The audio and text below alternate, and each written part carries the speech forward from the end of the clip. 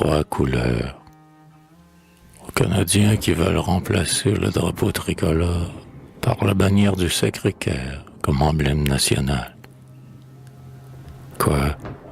Vous voulez chasser l'étendard de la France comme vous chasseriez un ignoble oripeau? Quoi? Vous voulez changer tout à coup de drapeau? C'est de la trahison et c'est de la démence. Pourquoi donc voulez-vous rejeter les couleurs que tant de fois chanta l'immortel Crémazie? Pourquoi cet abandon et cette apostasie? De mon cœur à mes yeux, je sens monter des pleurs. Pourquoi reniez-vous cette noble bannière qui déroule ses plis altiers sous tous les cieux et symbolise ici le pays des aïeux? Pourquoi reniez-vous la France, votre mère? Pourquoi reniez-vous celle qui féconda de son sang le plus pur la terre d'Amérique? Pourquoi reniez-vous cette Gaule héroïque qui de ses fils peupla les bords du Canada? Pourquoi lui montrez-vous, à l'ombre de l'érable, pareille ingratitude et pareille rancœur? Est-ce pour le punir de voir au Sacré-Cœur élever tout naguère un temple incomparable? Est-ce pour la punir de dépenser son or, à propager la foi jusqu'aux confins du globe, de laisser partout choir des replis de sa robe, les trésors recueillis au sommet du Tabor? Serait-ce pour avoir construit un sanctuaire à la gloire de celle en qui Dieu s'incarna, sur une grotte, au pied d'un mont, nouveau Sina, où, depuis 30 ans, vient prier toute la terre? Serait-ce pour avoir le front saint d'un bandeau de rayons allumés par la valeur guerrière, envoyé Pimodan et de la Mauricière au bourg de Montana, de Castelfidardo? Mais vous avez rêvé de supprimer l'aurore. Nul ne peut expliquer semblable trahison. Non, hardi innovateur, vous n'avez pas raison de déserter ainsi le drapeau tricolore. Le drapeau tricolore, à peine a-t-il 100 ans, et jamais la baronne en tête d'une armée, déchirée par le plomb, noircie par la fumée, vit au chant d'un héros fait plus éclatant. Non, non, jamais couleur, dans les grands chocs épiques, ne gonflèrent au vent des plis plus orgueilleux que n'en fit ondoyer ce drapeau glorieux des neiges de Russie au sable des tropiques. Il a, durant 15 ans, plané sur des combats comme n'en avait point enregistré l'histoire. Et ce jeune étendard, l'amant de la victoire, vous pourriez aujourd'hui le remplacer? Non pas. Rien ne peut remplacer son ombre si féconde. Et Lamartine, un jour, a dit à des criards: le drapeau rouge a fait le tour du champ de Mars. Le drapeau tricolore a fait le tour du monde. Il fit le tour du monde et ses plis immortels, que tout vrai Canadien respecte, honore et baisse, s'enlace avec ceux de la bannière anglaise. On ne peut déjunir ces rivaux fraternels. Je veux les voir flotter tous deux sur notre terre. Mon père, avec orgueil et vénération, se découvrait devant le drapeau d'Albion. Les trois couleurs faisaient s'agenouiller ma mère. Et parce que ma mère a su toujours chérir ce sublime haillon troué par la mitraille, que l'on m'en applaudisse ou bien que l'on m'enraille, je combattrai tous ceux qui voudront le trahir. Oui, je le défendrai sans trêve et sans relâche, quand il ne resterait au bord laurentien que 100 hommes de cœur pour être ses soutiens et m'aider à remplir ma noble et sainte tâche. Pour garder ses couleurs d'un aussi fier éclat, s'il n'en restait que 20, je lutterais quand même. S'il n'en restait que 10, je serais le 10e. S'il n'en restait qu'un seul, je serais celui-là. Je lutterais debout sur des murs en ruine, agitant fièrement cet auguste drapeau, la feuille de l'érable altier à mon chapeau et l'emblème du cœur sacré sur ma poitrine.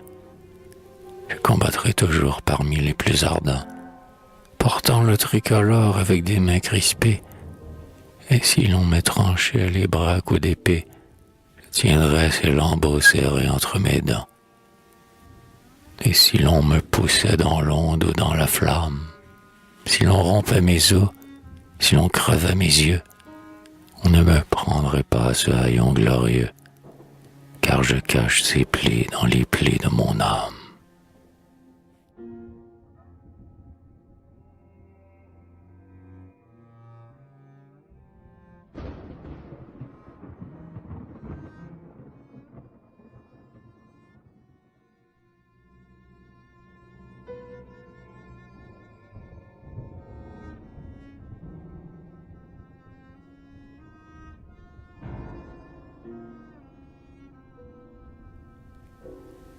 Le troisième centenaire de Québec. 3 siècles sont passés depuis l'heure bénie, où l'immortel Champlain, guidé par son génie, vint apporter la croix aux incivilisés. 3 siècles sont passés, et l'étendard sublime qu'il arbora, grisé d'espoir, sur une cime, ne gonfle plus au vent ses plis fleur-de-lysée. L'emblème glorieux de la France royale a fait place aux couleurs de sa vieille rivale, mais l'œuvre que rêva le noble ambitieux s'accomplit sur le sol qui vit notre défaite. L'arbre fécond planté par ses mains de prophète berce, chargé de fruits, ses rameaux dans les cieux. Ouais, 3 siècles fameux ont plané sur nos têtes. Nous avons traversé bien des jours de tempête. Mais maintenant l'azur ruisselle de clarté, et notre peuple croît fier, comme notre érable, ferme comme le roc au Québec imprenable, se dresse dans sa force et dans sa majesté. Ce Québec est jaloux d'incarner notre race. Du passé merveilleux, il a gardé la trace. Sur le sentier qui mène au radieux sommet, des chevaux de la gloire, il a tenu les rênes. Et comme les vieux Grecs ont su chérir Athènes, nous l'aimons d'un amour qui vivra pour jamais. C'est de ces fiers remparts que, l'arme sur l'épaule, partaient ceux qui rêvaient de porter jusqu'au pôle le labarum du Christ et le drapeau des rois. Et c'est dans son forum comme un tribun superbe, armé du glaive ardent et sonore du Verbe, a tant de fois lutté pour défendre nos droits. Québec en larmes vit la fin du drame épique qui devait décider du sort de l'Amérique. Sa poussière est encore teinte du sang des preux, et parfois dans le chant des flots de la brise, le poète perçoit la Diane indécise des soldats immortels qui furent nos aïeux. Comme un phare, Québec éclaire, attire, invite, autour de son aimant la nation gravite, et dans ses murs tout pleins de suaves échos, fleurissent constamment l'art et la poésie. À l'ombre de ses tours prélude à crémazie, égare nos Burina les noms de nos héros. De la loyauté sainte, il entretient la flamme, sur l'autel de nos lois, altier comme son âme. Il a l'enthousiasme et la virilité. Il crée, il fonde, il guide, et ce qu'en son domaine, il accomplit et fait pour la Gaule chrétienne, pour la noble Angleterre et pour la liberté. Comme au jour de Champlain, il grandit et prospère. Pour sa devise, il a, je me souviens, j'espère, couronné des feux de l'astre du succès, tôt ou tard, tel Paris sur l'Europe féconde, il fera ruisseler pour tout le nouveau monde les rayons créateurs du vaste esprit français.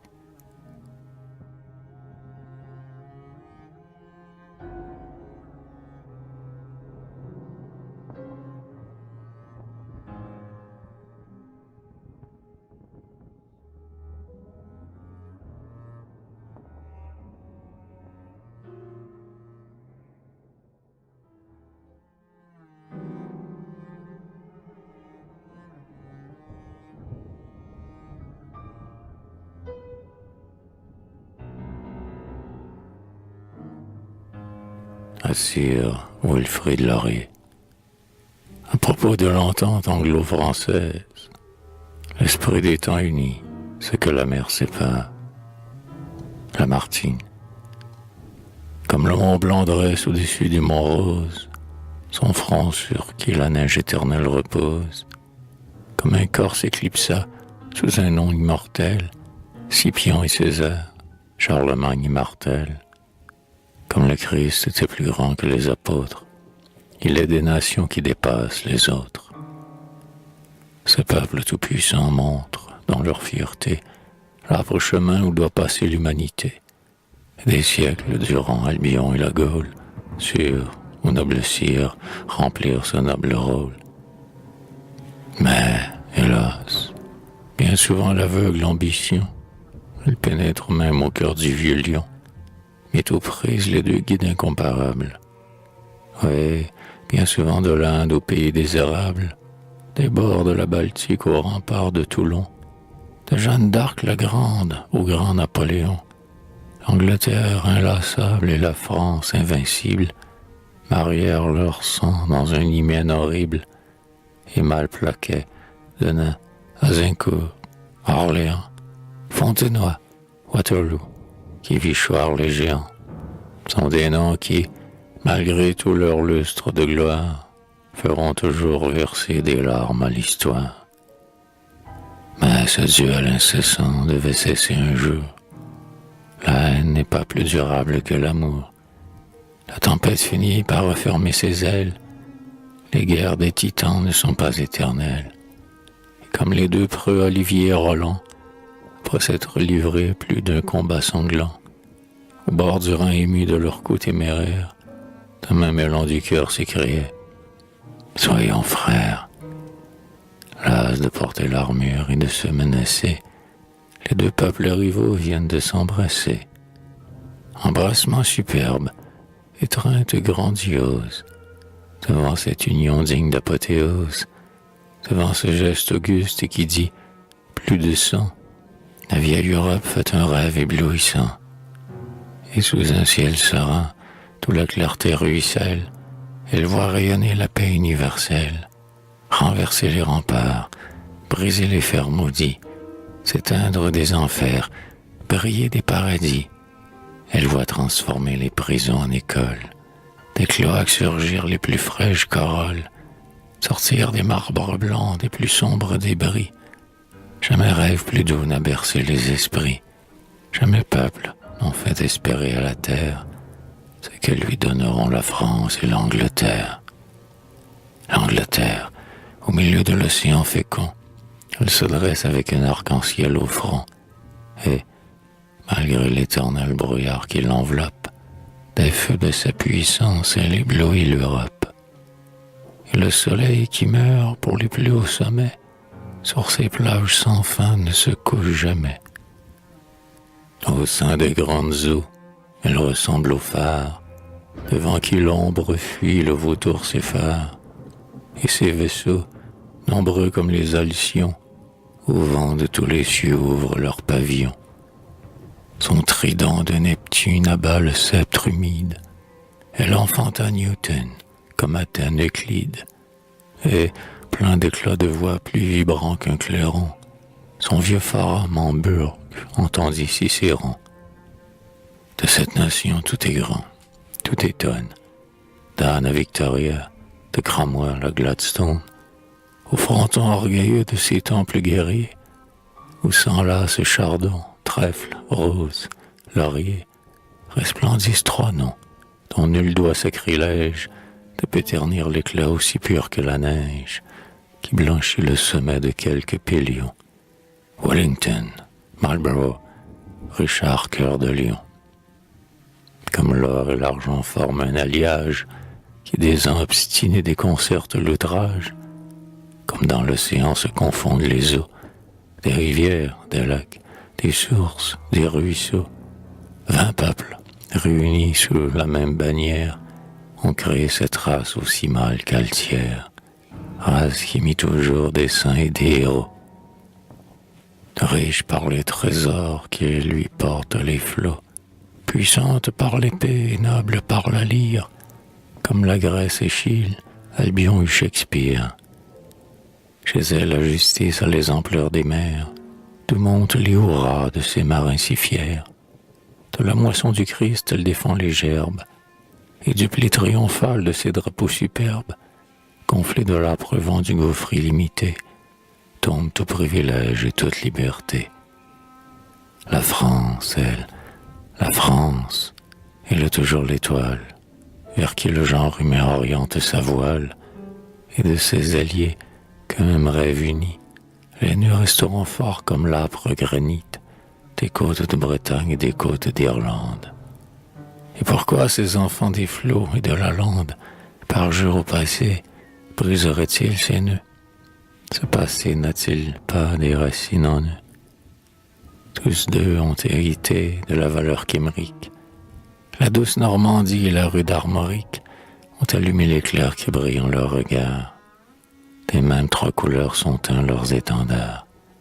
Le même orgueil serein illumine leurs faces.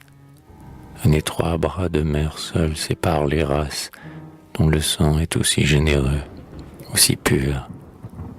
Et si l'onde déploie entre elles son azur, c'est pour que leur palais, leur fière citadelle, y mirent aujourd'hui leurs ombres fraternelles, et qu'un nouvel Éden s'y reflète demain. Aussi, quand les rivaux se donnèrent la main, un long frisson de joie émut nos champs, nos villes, où deux peuples, issus de ces races viriles, malgré leur loyauté, sentaient souvent leur cœur frémir sous le ferment d'indécises rancœurs. Plus d'un barde voulut sur sa lyre féconde célébrer l'union des deux guides du monde, mais nul, sous le drapeau de la noble Albion, n'a d'un cœur plus fervent béni cette union que vous, l'altier tribun, et moi, l'humble poète. Parce que français, plein de fierté satisfaite, vous êtes un des chefs du grand empire anglais. Parce que sur nos bords, altérés de progrès, où la France a laissé de lumineuses traces, vous voulez la concorde entre toutes les races. Et parce qu'en mes chants vibre le vague écho des stances de Byron et des strophes d'Hugo, parce que je caresse en mon âme sincère ce que mon père aimait, ce qu'adorait ma mère, parce qu'en moi je sens tressaillir à la fois le sang des vieux Saxons, le sang des vieux Gaulois, parce qu'enfin tous deux, chacun dans notre sphère, nous rêverons la patrie ample, calme et prospère.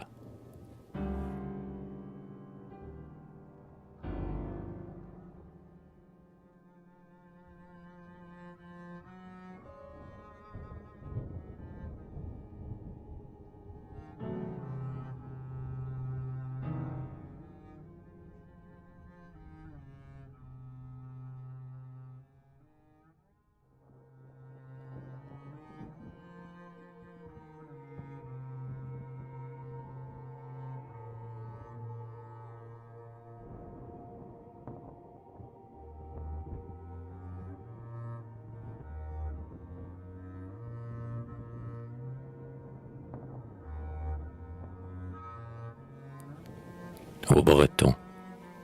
Poème lu par M. L. Brémond de l'Odéon le 23 juillet 1905, au pied de la statue de Jacques Cartier à Saint-Malo, France. J'aurais voulu franchir le farouche Atlantique pour aller m'incliner sur le rocher celtique, où naquit ce marin au courage indompté qui, de son roi rêvant d'agrandir les domaines, déploya le premier sur les eaux canadiennes le drapeau de la France et de la chrétienté. J'aurais voulu plier le genou sur la terre, que tant de fois rougie de sang la race altière, dont sont issus les preux qui peuplèrent nos bords. Et j'aurais voulu voir le couchon d'or qui sombre, caresser d'un dernier rayon quelques murs sombres qui protègent la cendre auguste de vos morts. J'aurais aimé me perdre à travers vos bruyères. J'aurais aimé me joindre à vous, ô nobles frères, pour fêter celui qui, sans répandre le sang, la croix sur le cœur, sut vaincre la barbarie, et qui, nouveau colon, devait à sa patrie léguer un monde aussi vaste qu'éblouissant. De paramé, j'aurais aimé longer la grève, mais hélas, je n'ai pu réaliser mon rêve. Et c'est avec un œil voilé de pleurs jaloux que j'ai vu s'éloigner sur le flot qui palpite le navire emportant cette troupe d'élite qui maintenant festoie et jubile avec vous. Non, je n'ai pu cingler vers la côte bretonne, mais malgré l'océan qui déferle et qui tonne, malgré l'épais brouillard la dérobant toujours, avec les yeux pensifs et constants du poète, j'aperçois Saint-Malo, dont un flot clair reflète les toits et les remparts, les môles et les tours. Je contemple l'Arvor et ses hautes falaises, ses grands pins résineux, ses chênes, ses mélèzes, et ses croix dominant le gouffre tourmenté. J'observe son granit que d'or sans légende, ses courtils, ses agents, ses dolmens et ses landes, tout ce qui fait sa rude et sombre majesté. Ouais, loin de vous, bien loin, j'assiste à votre fête. Je vois les trois couleurs flotter sur chaque fête. Je vous vois radieux, hommes, femmes, enfants, en foule vous pressez autour d'une statue dont le galbe hardi vous parle et vous remue. J'entends, tremblant d'émoi, vos longs cris triomphants. J'entends parmi les cent rumeurs du flot qui râle quelques panégyristes aux vermes fiers et mâles exalter les travaux du modeste côtier qui devait égaler les plus grands capitaines, et, me faisant l'écho de ces voix si lointaines, au bord de l'Ottawa, je dis « Gloire à Cartier ». Gloire à Cartier, le jour où cet homme héroïque prenait pied sur le sol vierge de l'Amérique, le jour où, déployé au vent, ses pavillons du vieux Stadacona rasaient le promontoire, un nouvel astre d'or dans le ciel de l'histoire, sur le grand nom français allumait ses rayons. Gloire à Cartier, parti du fond de l'Armorique, il a frayé la route à ce groupe homérique, qui, de nos bois perçant la sombre immensité, sondant tout le recoin du nouvel hémisphère, éclaireur du progrès en marche, a su tant faire, pour la mère patrie et pour l'humanité. Grâce à lui, les rameaux du grand chêne de France ont été transplantés au bord d'un fleuve immense, et ces rameaux ont fait, malgré l'adversité, des arbres débordant de jeunesse et de sève, berçant des frondaisons sereines d'où s'élève la chanson du travail et de la liberté. Grâce à lui, sous ce vaste ombrage notre race compte ses Phidias, ses Plines, ses Horaces. Nous avons eu naguère un Chénier, un Danton. Grâce à lui, nous aimons chanter la Marseillaise. Notre fleuve est français, ma mère était française, et je suis comme vous, catholique et breton. Gloire à Cartier, jamais fils de la vieille Gaule, pour son pays n'aura rempli plus noble rôle, ni laissé sous nos cieux un nom plus vénéré, et l'oubli qui pesait sur sa tombe inconnue, où nul fervent ni recourbé sa tête nue, vous l'avez, fier breton, fièrement réparé. En érigeant ce bronze au cœur de la Bretagne, où ma pensée émue à cette heure accompagne ceux qui vont célébrant les exploits si hardis, du marin qui donna tout un monde à la France, sans jamais susciter ni guerre ni vengeance, aux Bretons toujours grands, vous vous êtes grandis. Vous vous êtes grandis, enfant de l'Armorique, plutôt que vous n'avez grandi l'homme stoïque, qui partant de constance et de féconds travaux, a buriné son nom dans les reins de l'histoire. Aussi, que peu le bronze où rayonne la gloire, le socle n'a jamais exaucé le héros. L'éternité sourit du marbre de l'Attique, de tout l'Atier granit de la côte Kimrique. On ne saurait tirer un plus haut piédestal que celui qu'un tel preux s'est élevé lui-même, en plantant pour le Christ et pour le roi qu'il aime une humble croix de bois au front du Mont-Royal. N'importe, Vous avez voulu donner l'exemple, dressant cette statue à la porte d'un temple, faisant revivre ainsi l'intrépide quartier dans une œuvre parlante, idéale, parfaite. Vous avez voulu dire à la foule distraite, le grand homme passant ne meurt pas tout entier. Et vous avez voulu rappeler à l'enfance que tout ce que l'on fait pour le Christ et la France subsiste, au moins, autant que la pierre et les reins. Vous avez su prouver que sur vos bords si rudes, les cœurs restent toujours clos aux ingratitudes. Le souvenir demeure un flambeau souverain. Par un appel vibrant, doux comme une caresse, Tiercelin et Botrel couronneraient la Grèce, et dont les noms toujours rayonneront ici, nous ont fait apporter notre modeste obole à l'œuvre dont l'éclat si pur les auréole. Et mon pays leur dit merci, merci, merci.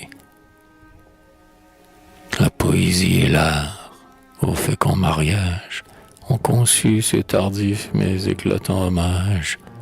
Et, tout fier comme vous de votre fier succès, répétant un grand cri qui vibre au nouveau monde, je vous jette à travers le grand mur qui gronde, le bravo délirant du Canada français.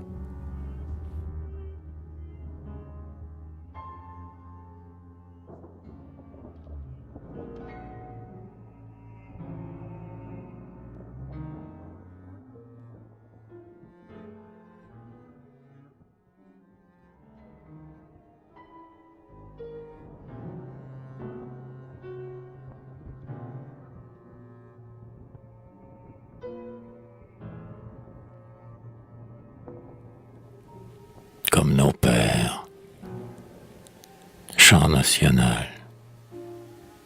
Sortis de la vieille armorique, nos pères, marins et soldats, pour peupler le sol d'Amérique, d'une race altière et stoïque, ont livré de rudes combats. Ces preux à la robuste épaule voulaient, fiers de leur noble rôle, sur le rivage canadien, à la gloire du nom chrétien, fonder une nouvelle Gaule. Comme eux, plein de mâle fierté, poursuivons partout notre rêve de progrès, de fraternité. Travaillons et luttons sans trêve pour l'honneur, pour le droit et pour la liberté. Forts d'un zèle que rien n'altère, sans peur et sans fiel, nos aïeux, sous le brocard ou sous l'air, bravaient les rockois sanguinaires, au fond des grands bois ténébreux. Partout ils portaient la lumière, et saluaient la courrivière, au nom du Christ, au nom des rois, puis y plantaient une humble croix, auprès d'une blanche bannière. Contre des rivaux inlassables, prodigues d'exploits éclatants, au jeune pays des érables, ces pionniers incomparables combattirent durant 100 ans. Ils moissonnèrent une gloire qui fait flamboyer notre histoire, et Sainte-Foy et Carillon reflètent le plus pur rayon qui brille au front de la victoire. Hélas, vaincus par la famine, mais encore étonnants d'orgueil, les fils de la terre divine durent sur des murs en ruine abaisser leur drapeau en deuil. Ils restèrent forts dans l'épreuve, et, brûlant d'ardeur toujours neuve, loyaux à la vieille Albion, marquèrent d'un large sillon les rives de notre grand fleuve. Ces lutteurs d'une autre France, aussi fervents que valeureux, nous avons gardé la constance, et, vibrant de leur espérance, nous serons triomphés comme eux. Leur croyance sont nos cuirasses, et sur nos bords, parmi les races à qui Dieu voulut nous unir, resplendira notre avenir, et nous suivons toujours leurs traces.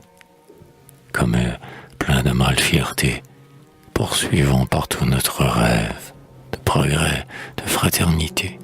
Travaillons et luttons sans trêve pour l'honneur, pour le droit et pour la liberté.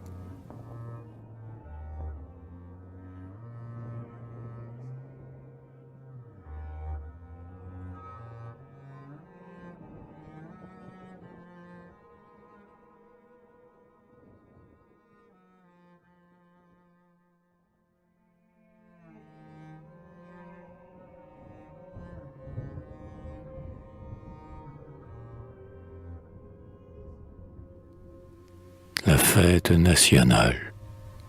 Le peuple canadien avec orgueil déploie des milliers de drapeaux radieux dans les airs. À tous les mâles éclats des trois couleurs ondoient. Les ateliers sont clos et les cœurs sont ouverts. Les toits sont festonnés partout de rameaux verts. À chaque boutonnière une feuille chatoie. Et la brise de juin qui souffle des déserts promène les échos de son clameur de joie. Ce soir la foule, émue, agitant des flambeaux, pour louer des aïeux la sublime vaillance, redira les refrains les plus fiers, les plus beaux. Les vieux héros morts pour la nouvelle France, entendant célébrer leur gloire en leur tombeau, frémiront d'allégresse et de reconnaissance.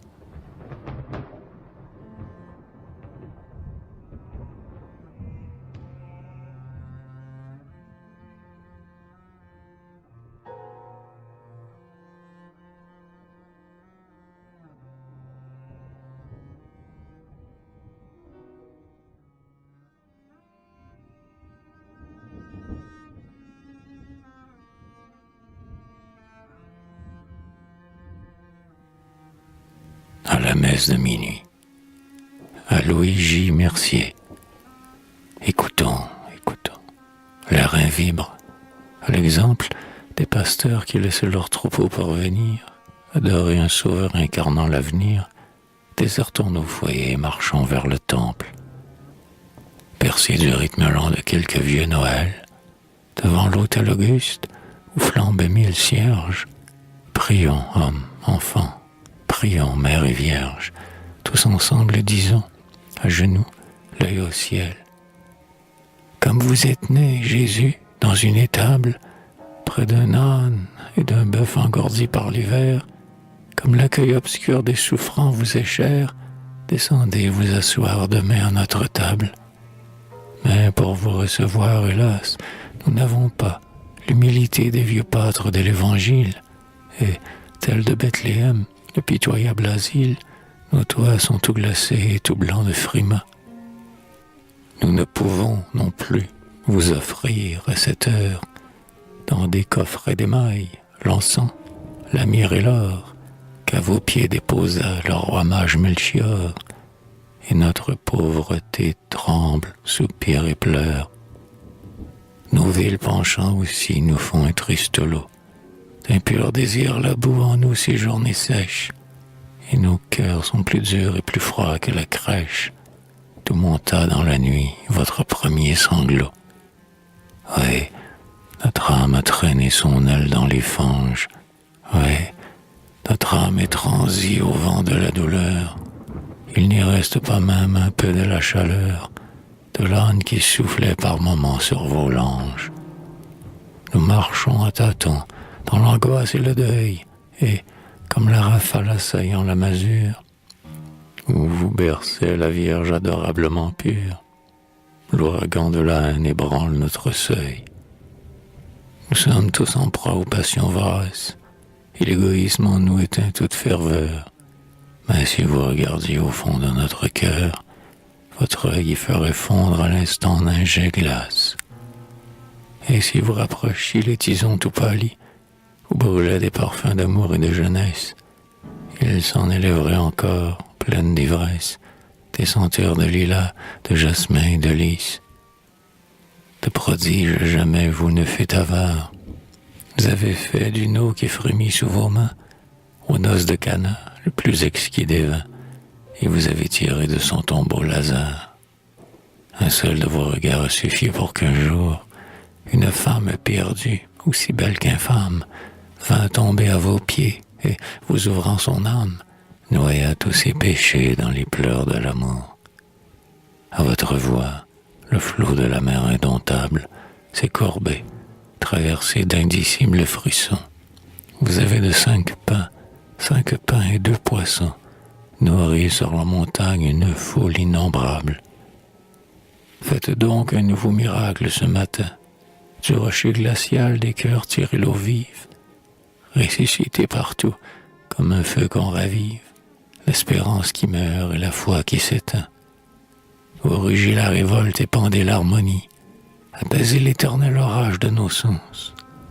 Rendez-le aussi pur que la myrrhe et l'encens, apportez à vos pieds du fond de l'Arménie.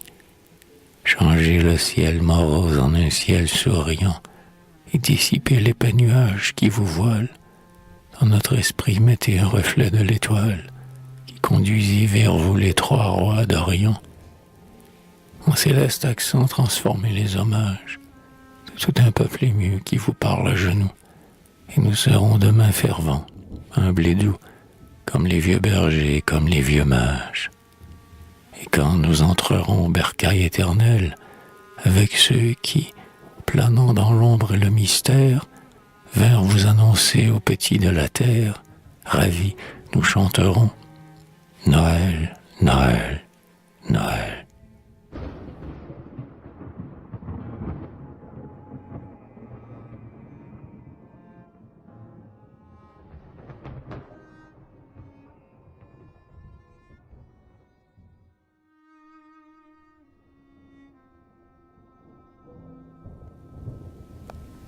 Une voix du ciel, à André Thuriet. Plus je vieillis, plus j'aime à me ressouvenir. En songeant au passé, je me sens rajeunir. Et souvent, que le ciel soit serein ou maussade, je sens revivre en moi l'écho d'une ballade que j'entendis chanter auprès de mon berceau. Je me surprends roulant au fond de mon cerveau, altéré d'idéal, de justice et de gloire, quelque pieux récit, quelque naïve histoire que l'on narrait jadis au foyer paternel. Parmi ces vieux récits, dorés comme le miel, il en est un, surtout, qui me hante sans cesse, plein de foi, de mystère et de vague tristesse. Nul conte n'est plus doux et plus ingénieux. Il y brille un lambeau de la splendeur des cieux. Il est majestueux comme une cathédrale et respire un parfum comme celui qu'exhale l'encens que sous l'abside on regarde ondoyer. Il me charme toujours, et je vais essayer de vous le répéter sur mon luth téméraire, tel que me l'a conté 100 fois et plus ma mère, un sourire à la lèvre et des pleurs dans les yeux. Au vieux pays de France, où dorment mes aïeux, un matin, au premier rayon du crépuscule, un jeune carme était sorti de sa cellule pour aller méditer sous le dais embaumé de la forêt voisine. Et le souffle de mai sur sa tête berçait mollement les ramures. De partout s'élevaient des chants et des murmures, et l'air était tout plein du parfum des lilas. Le moine se nommait le père Nicolas, et nul n'était aussi fervent au monastère. Assis au pied d'un pin géant, le solitaire lisait dans un volume où l'auteur avec feu parlait de la splendeur de la maison de Dieu. Après avoir tourné plus d'un feuillet du tome, écrit par Augustin ou par Jean Chrysostome, le père Nicolas, levant les yeux au ciel, dit d'un ton à la fois modeste et solennel: « Seigneur, je crois bien tout ce que je viens de lire. Oui, je le crois, Seigneur, mais devrais-je le dire? Je ne le comprends pas. » Il avait achevé, à peine de parler, que son œil captivé tomba sur un petit oiseau blanc comme neige, qui, venu se poser en face de son siège, tout près, le col tendu, s'était mis à chanter. Jamais voix d'ici-bas ne fera palpiter les 1000 échos des bois d'un hymne aussi suave. Ce chant éblouissant, caressant, joyeux, grave, le fit frémir soudain d'ineffables frissons.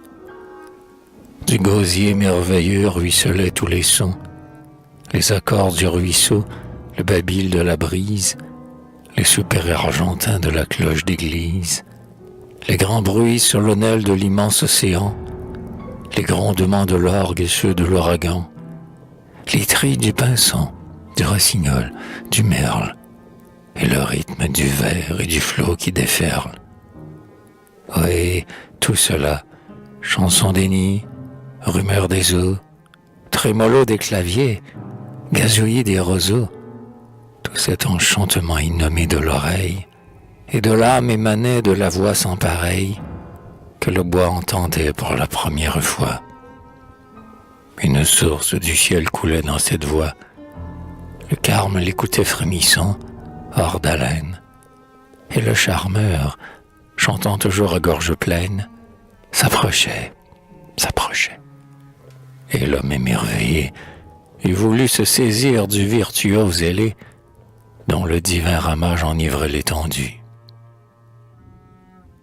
Mais soudain, au moment où sa main est perdue, se tend vers ce nouveau phénix de la forêt, celui-ci, palpitant, s'envole et disparaît, par-delà les coteaux, les plaines, les vallées.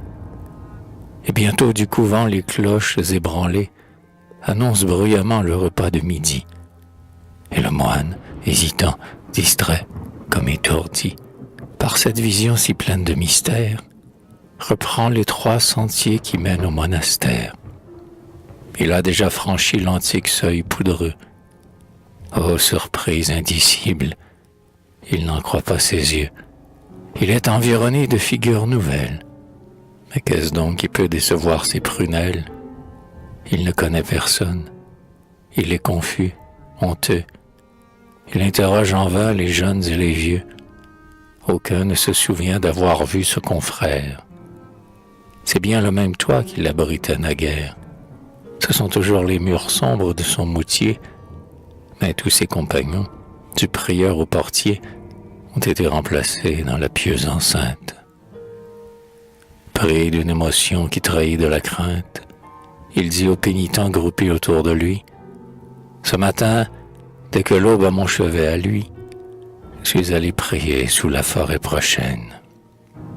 Pendant que je priais, un oiseau dans un chêne se mit à préluder avec un charme tel que j'ai cru ouïr là quelque chantre immortel.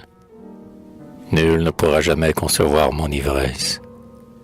Pour l'oreille, cet hymne était une caresse qui ne peut définir aucun langage humain.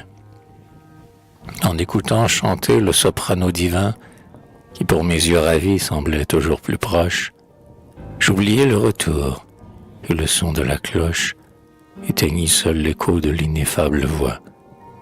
Et l'instant que j'avais cru passer sous le bois, à l'ombre d'un grand pin, loin de toute demeure, avait été pour moi, frère, de longues heures. Dites plutôt des ans, fit un religieux, qui parmi les anciens paraissait le plus vieux, et qui sans doute avait percé l'énigme obscure. Dites plutôt des ans, car sous le froc de bure, l'oreille toujours close aux rumeurs du dehors, voilà près de 100 ans, j'étais novice alors, vivais dans le Seigneur, servant à tous d'exemple, un carme que mon œil en ce moment contemple, et pour qui j'ai souvent dit un miséréré, ajouta le doyen auguste et vénéré, d'un temps où se mêlaient la joie et l'amertume. Et quelqu'un s'empressa d'apporter un volume, un énorme volume aux feuillets tout jaunis, où les prieurs avaient inscrit les noms bénis de tous les pénitents enfouis sous la terre, depuis qu'avait été bâti le monastère. Et l'on y vit qu'un jour, un siècle auparavant, le père Nicolas sortit de son couvent pour aller méditer, suivant son habitude, dans le calme et la paix qu'offre la solitude, des grands bois éclairés par le soleil levant n'avaient jamais été revus par un vivant. Et l'on comprit enfin que tel était le charme de la voix entendue un matin par le carme, sous les arbres dorés des rayons du printemps, que l'extase du sang avait duré 100 ans.